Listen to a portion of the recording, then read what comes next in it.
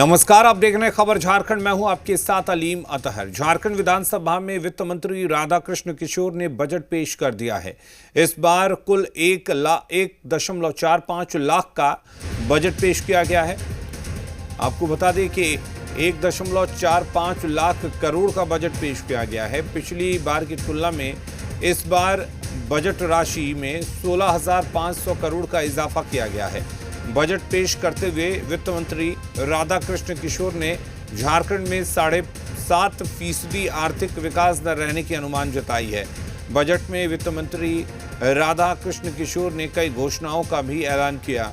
वित्त मंत्री ने बजट पेश करते हुए कहा कि इस बार का बजट पिछले साल के मुकाबले 13% अधिक है।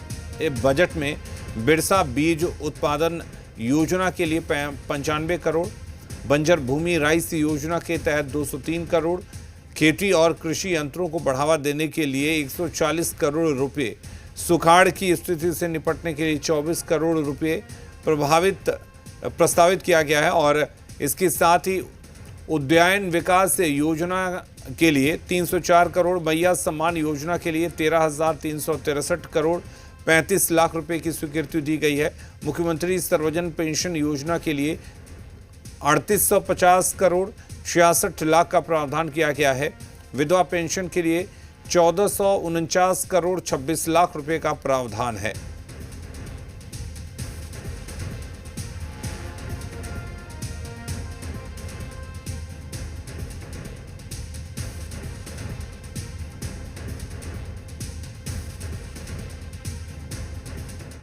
महोदय, राज्य में बिना अतिरिक्त कर लगाए राजस्व संग्रहण को बढ़ाने के लिए वित्त विभाग के साथ मुख्य राजस्व संग्रहण विभागों की राजस्व संवर्धन समिति बनाई गई, जिसके माध्यम से राजस्व वृद्धि के लिए प्रयास किया जा रहा है।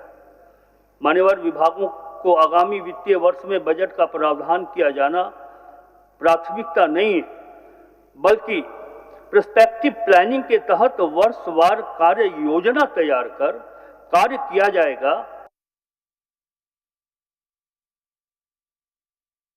महोदय, सरकार ने state technology park, state research park, J hub, J works, PFIC innovation hub की स्थापना की योजना बनाई, जो इनोवेशन का केंद्र बनेगा और शिक्षा जगत, उद्योग एवं अनुसंधान संस्थानों के बीच एक पुल का काम करेगा। महोदय, एक सेतु का काम करेगा।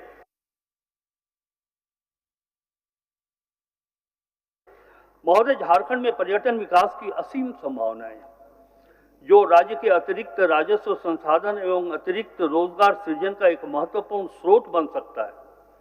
इस विजन के साथ, इस दृष्टि के साथ श्री हेमंत सोरेन की सरकार राज्य में विभिन्न स्थलों जैसे बेतला, मंडल, मलय, केचकी, मारूमार, बूढ़ाघाट, नेतरहाट, सुग्गा बांध तथा अन्य प्रमंडलों में टूरिस्ट सर्किट की योजना पर कार्य कर रही है। से लबरेज मुख्यमंत्री श्री हेमंत सोरेन जी के लिए युवा कवि श्री स्वयं श्रीवास्तव की 4 पंक्तियां मैं समर्पित करता हूं। महोदय, स्वयं श्रीवास्तव जी की ये 4 पंक्तियां हम सबों को, हमारे मुख्यमंत्री को काफी प्रेरित करती है। जब डर पता चला तभी ताकत पता चली, सीने में आग, सीने की हिम्मत पता चली, शर्तों पे तेरी बिकने से इनकार कर दिया, तब जाके अपने आप की कीमत पता चली और उसका परिणाम है कि हम सब यहां हैं। और वहीं बजट पेश करने के बाद वित्त मंत्री राधाकृष्ण किशोर ने प्रेस कॉन्फ्रेंस कर बजट प्रावधानों की प्रशंसा की। बजट की मुख्य बातों की उन्होंने जानकारी दी कि 2025-26 का जो अनुमान है, आर्थिक विकास दर 7.5% और वो भी कांस्टेंट प्राइस पर। GDP रेशियो 27.3% और हमारा जो रेवेन्यू इनकम होगा वो 61,056.12 करोड़ और इस राजस्व की जो प्राप्ति अनुमानित है उसमें स्थापना और योजना में कैसे खर्च होंगे वो मैं आपको बताता हूँ। स्थापना एवं योजना व्यय का जो अनुपात होगा वो 37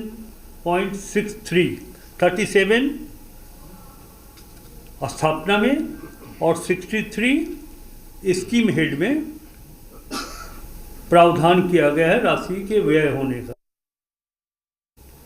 हमारा जो रेवेन्यू एक्सपेंडिचर है वो 1,10,636 करोड़ और जो कैपिटल इन्वेस्टमेंट है, कैपिटल एक्सपेंडिचर है, पूंजीगत व्यय है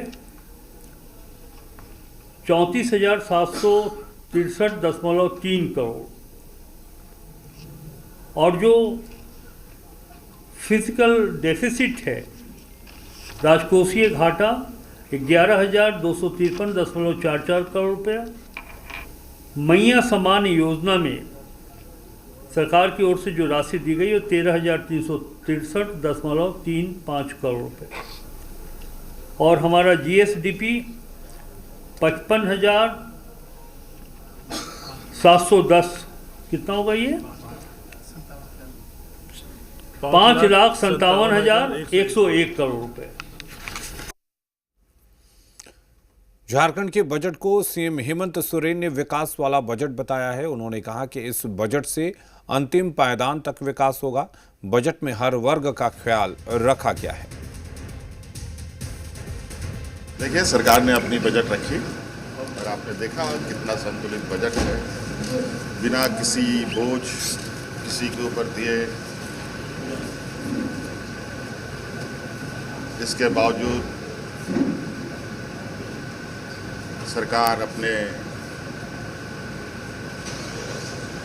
कामों को बेहतर तरीके से अंजाम दे पाए।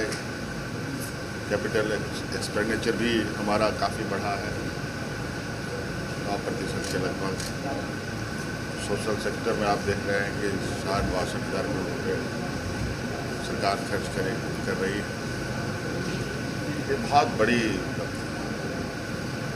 और सबको जोड़ने वाला बजट है। और झारखंड के इस बजट पर कुछ सियासी प्रतिक्रियाएं भी आई हैं, आपको सुनाते हैं। वित्त मंत्री ने पूरे पढ़ा ही नहीं किताब को, लगता है कि वो खुद ही उससे उब चुके थे और अंत में मोटी मोटी आवाज में कविता पाठ करके समाप्त कर दिया। कैसा ओवरऑल क्या? तो बाकी हम देखेंगे, लेकिन सामान्यतया जितना मैंने सुना, जितना मैंने कुछ देखा, तो मैं कह सकता हूं कि बजट बड़ा उबाऊ था। कहीं कोई दिखता नहीं था बेकारी बेरोजगारी कैसे दूर होगी, ये कहीं दिखाई नहीं पड़ रहा था उस बजट में। उसके संकेत यहाँ से गरीबी कैसे मिटेगी, ये कहीं कोई दिख नहीं रहा था उस बजट में। समाज कल्याण में तो बजट बिल्कुल घिसी पिटी सब दिख रहा था। देखिए, बहुत सराहनीय बजट है और निश्चित तौर पर इस बजट में वित्त मंत्री जी का हम लोग को धन्यवाद देना होगा कि उन्होंने व्यय का भी आंकड़ा दिया है, उन्होंने आय का भी आंकड़ा दिया है। और जिस तरीके से 2019-20 में हमारी आय जो थी 31,000 करोड़ थी, आज जाकर हमारी आय हेमंत सोरेन के कार्यकाल में बढ़ी है। ये आय बढ़कर आपको 61,000 करोड़ हो गई है। व्यय में भी हम लोग ने उछाल किया है। हम लोग व्यय में खर्चा करते थे 38,000 करोड़, आज जाके व्यय में हमारा खर्चा हो रहा 48,000 करोड़, 50,000 करोड़। तो ये हेमंत सोरेन की कुशल नेतृत्व का परिचय है। निश्चित तौर पर 4 मेडिकल लॉ कॉलेज की स्थापना की बात की जा रही है। आपको अनुसूचित जाति के लिए आयोग बनाने की बात कही जा रही है। अब वह बजट बहुत बढ़िया रहा, झारखंड हित में रहा, झारखंड की जनता का हित में रहा। यहाँ के गरीब गुरबार आदिवासी मूलवासी और यहाँ के छात्र किसान मजदूरों के हित में अब बजट रहा है। चंपाई सोरेन जी तो बहुत ऐसा बजट चंपाई, मैंने कह रहा कि चंपाई सोरेन जब से भारतीय जनता पार्टी में सम्मिलित हुआ है, उनका मानसिकता बदल चुका है। कैसा हो? मानसिकता ही बदल चुका था, और क्या बोल रहे? कैसा हो गया मानसिकता? वो तो मुख्यमंत्री रहे, राज्य रहे हैं वो भी। अभी उनका जो है गार्जियन कौन है वो बोलने की जरूरत नहीं, मोदी जी है। मोदी जी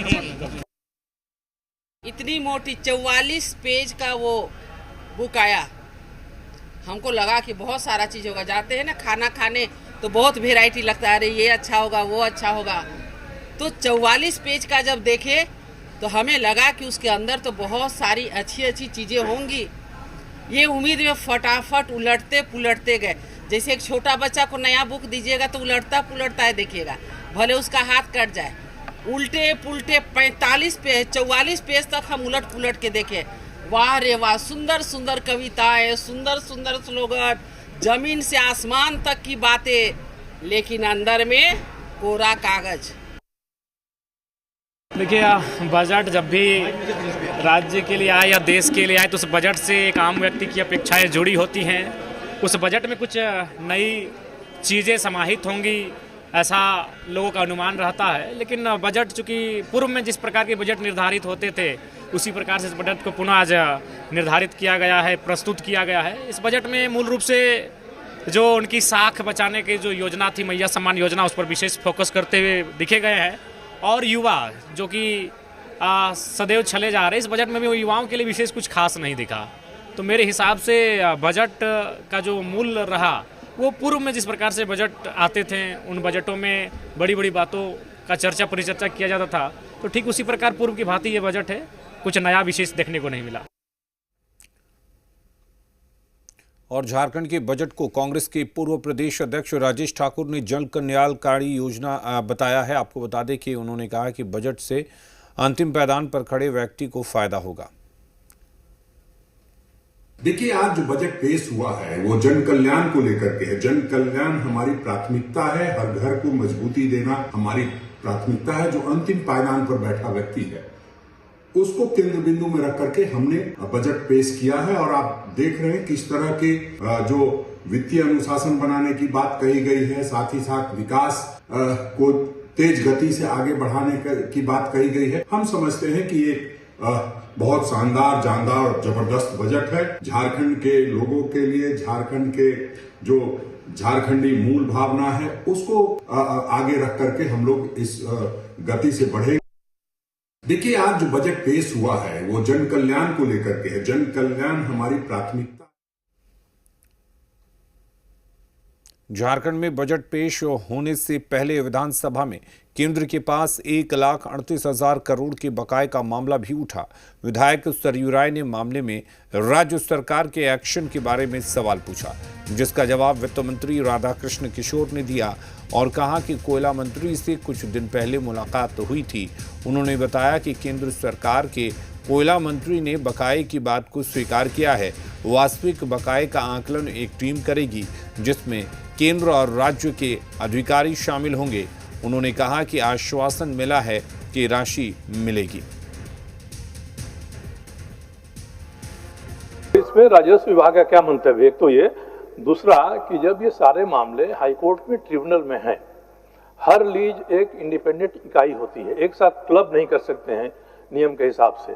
अब ये कॉमन काज के बारे कर रहे हैं, ये तब लगता है राशि जब कोई कंपनी जितने के लिए उसको एनवायरमेंट क्लियरेंस मिला है उससे ज़्यादा माइनिंग कर लेती है, फिर आरोप लगता है आपने ज़्यादा माइनिंग किया है, तब इस पर फाइन होता है और 32,000 करोड़ रुपया उसका है। इसको कंपनियों ने चैलेंज किया है ट्रिब्यूनल में फैसला नहीं हो रहा है।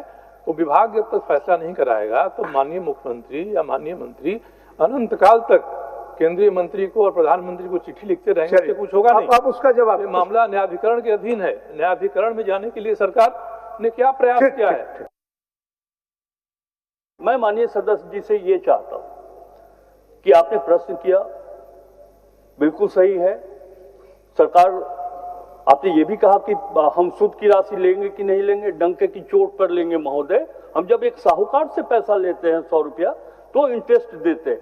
यहां तो एक राज्य सत्ता केंद्र के सत्ता से बकाया राशि की मांग कर रही है, और जब हमारा पैसा वहां बाकी है उस पर जितने दिनों से, वर्षों से नहीं मिला, तो जाहिर सी बात है कि हम इंटरेस्ट की राशि क्यों छोड़ेंगे। भारत सरकार भी नहीं छोड़ती है महोदय।